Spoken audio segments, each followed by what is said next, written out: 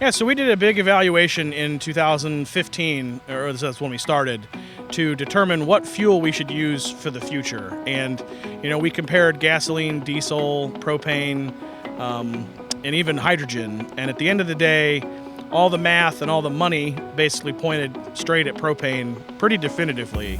And so we made the decision to switch our fleet of 100 buses to propane. And so, we invested in a fueling station, and, we've been, as we buy new buses, we order them propane.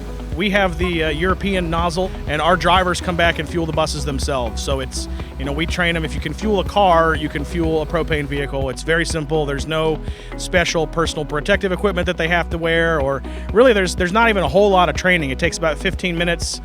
We show them how to do it. Then they, like you said, they have to come back at the end of their shift and fill the bus. Oh, it felt great switching to propane from the diesel. I noticed the acceleration's a lot better with the propane. It's smoother and quieter. The customers love it because it's a lot quieter for them, more peaceful of a ride. Yeah, so the average cost savings is about 35 to 40%. And so, each one of our buses does about 40,000 miles a year. We spend about $1.3 million in fuel a year. So, 35 to 40% of that is a pretty big number.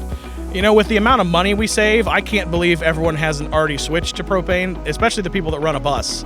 We all come back to the same place every day. We all fuel our buses every day. And, like I said, we're a government agency, so our job is to operate the buses as cheap as we can for the taxpayers. And propane allows us to do that. We have 34 propane buses out of 100, and our plan is to get all the way to 100. They have a Ford engine in them. It's the same Ford engine you get in any other vehicle. It's got the same warranty. A propane bus for us actually costs less to maintain than our diesel buses. Yeah, diesel engines with their emission systems are just more expensive. They have more components. They have components that require a specific maintenance cycle. So, you have to service your particulate filter at so many miles, and you have to put diesel emission fluid in, or diesel exhaust fluid in the bus at certain increments. You don't have to do that with propane. It runs just like a gas engine. And, nowadays the automotive manufacturers have made gas engines so reliable that, we don't have problems where a long time ago you'd have to replace your gas engine halfway through the vehicle's life. You don't have to do that anymore. So you have one engine for the life of the vehicle, and running on propane is just better.